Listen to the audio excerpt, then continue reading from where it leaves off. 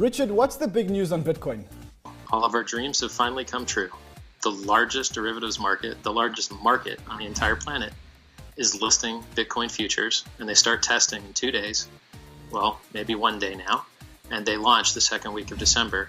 This isn't like the Ledger X launch where you have to sign up new customers and onboard them. This is the same interface that people trade billions and billions and billions of dollars of commodities. They're going to have an option to trade Bitcoin. So all that liquidity that a currency needs to outcompete other currencies is finally going to show up, and it's going to make the price go to the moon. What an amazing intro. Explain to me what that would do to the Bitcoin price, or why that would make the Bitcoin price run. So just recently, a person that runs a brokerage took out a full-page article in the New York Times warning that Bitcoin futures shouldn't be listed because it would endanger the entire economy of the United States. And his logic was that just as Bitcoin has gone from 700 to 7,000, so too could it easily go from 7,000 to 70,000, in which case the market would always be locked up, and the shorts that were silly enough to short the biggest bull market that mankind has ever seen would never be able to cover, and they would all go bankrupt. So I don't know about you, but if the owner of one of the largest brokerages in the world is afraid that Bitcoin might go from 7,000 to 70,000 before people can close their shorts, that's really good news for a speculator. Now, the mechanics of how the futures price will affect the spot price is called cash and carry arbitrage, or just cash and carry trading. It's where you see the futures is trading at $10,000 a coin, but the local spot price is trading at only $8,500.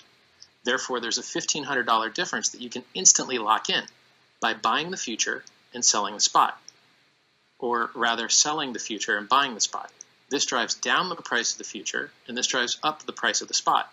So what these futures are actually doing, if I understand this correctly, is number one, they're giving a platform for institutional investors to enter the market, where previously institutional investors haven't had an opportunity.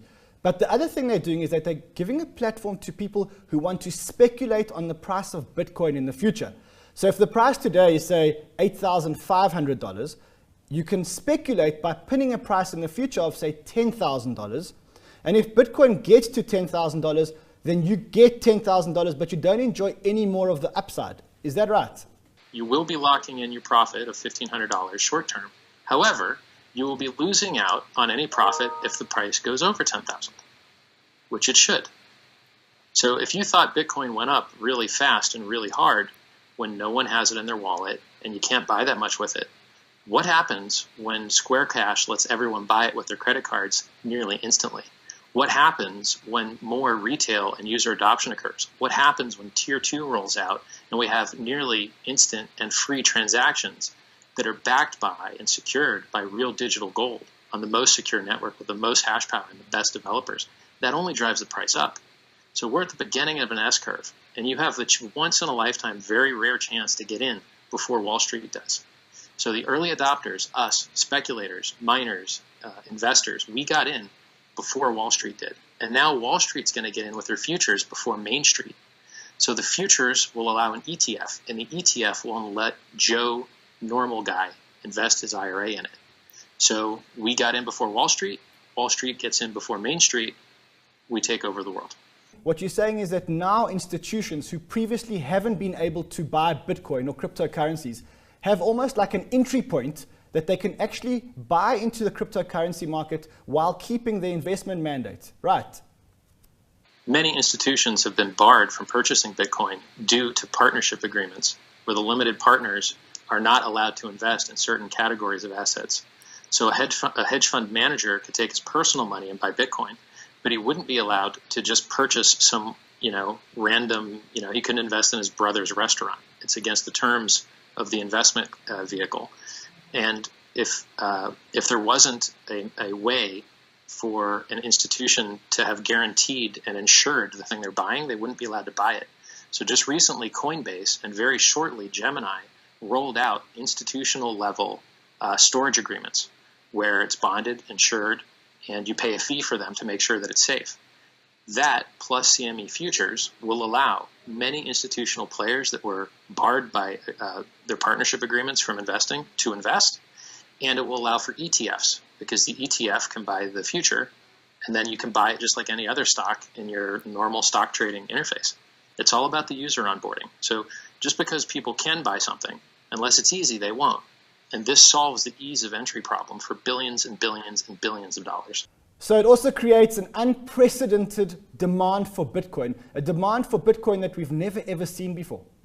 If every millionaire in the world wanted a single Bitcoin, they couldn't have one, because there will only be 21 million ever. Only about 16 million have been mined. Of those 16 million, Satoshi's got a million. I think he's deceased.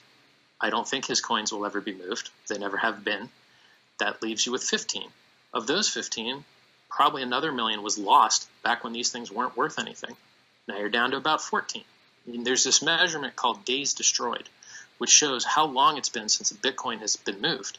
And if you look at the days destroyed, the actual number of Bitcoins that are available and traded and moved around in the free market, it's about 5 million coins. So there's a whole lot of money fighting over 5 million coins. The price is going to go, in my estimate, as long as Wall Street gets in, to $20,000 by Christmas.